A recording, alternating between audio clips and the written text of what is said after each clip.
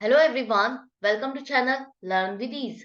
आज का टॉपिक है कैश फ्लो स्टेटमेंट का, जिसमें हम सॉल्व करेंगे question number 36 chapter 4 DK Goyal की बुक से क्लास 12 अकाउंट्स।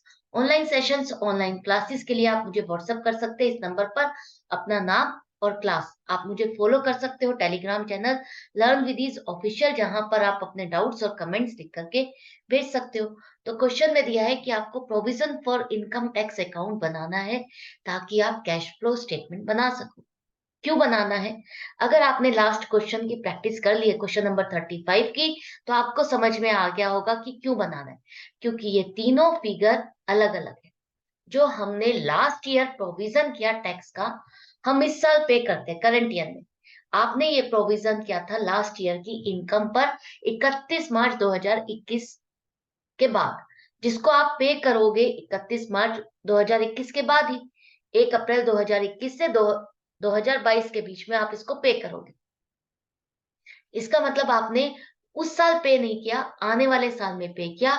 और वो जो पे किया वो कुछ और किया।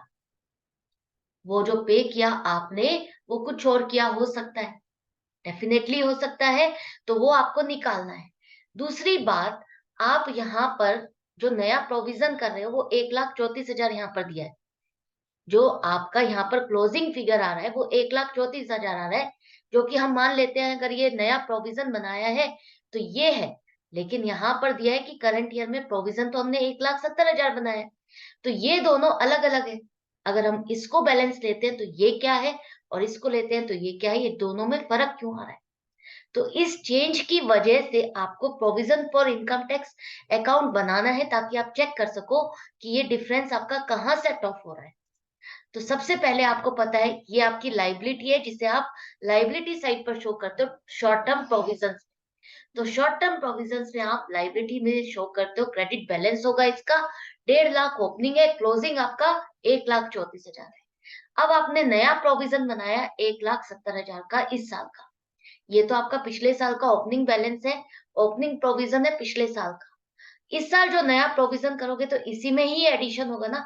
प्रोविजन फॉर इनकम टैक्स में ही आप और प्रोविजन कर रहे हो, तो वो क्रेडिट ही होगा, एडिशन होगा।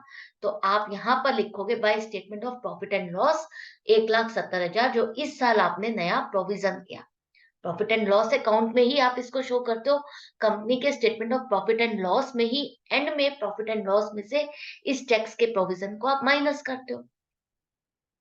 ये आपने माइनस कर दिया। तो अब चेक करो, देखो यहाँ पर 3,20,000 का टोटल आ रहा है क्रेडिट साइड पर, इस साइड का टोटल आ रहा है 1,34,000।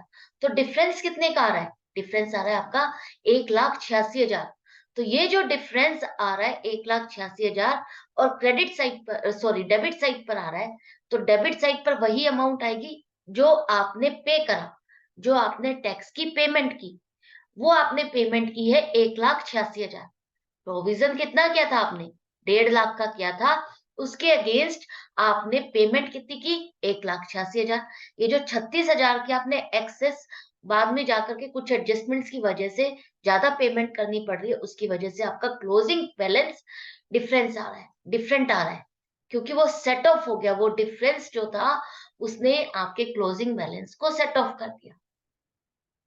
तो आपको हमेशा चेक करना है, जब भी ये तीनों अमाउंट अलग आ रही है, आपको अकाउंट बना करके चेक करना है कि आपकी जो फिगर आएगी वो करेक्ट है या नहीं है, या हम इसी फिगर को लेके चल ले कि यही प्रोविजन है।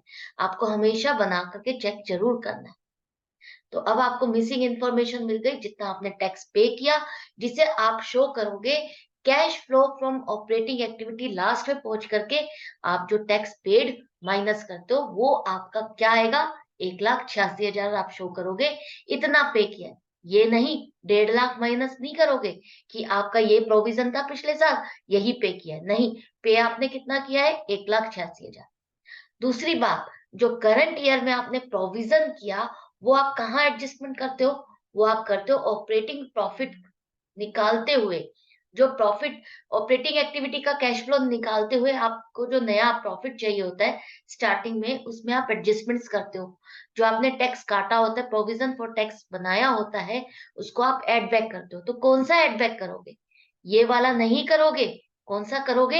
ये जो 1,70,000 का आपने प्रोविजन बनाया है, इसको आप ऐड करोगे। तो ये जो फिगर्स है, ये आपको धोखा देने वाली है। तो आपको फाइंड क्या करना है? एक्चुअल में अकाउंट बना करके फाइनल फिगर्स फाइंड करनी है, ताकि आपका आंसर करेक्ट हो सके। तो मिलती हूँ नेक्स्ट वीडियो में नेक्स्ट क्वेश्चन के साथ, ताकि आप समझ सको कि किस तरह से आपको ये कैलकुलेशंस करनी है, कैश फ्लो स्टेटमेंट बनाना है।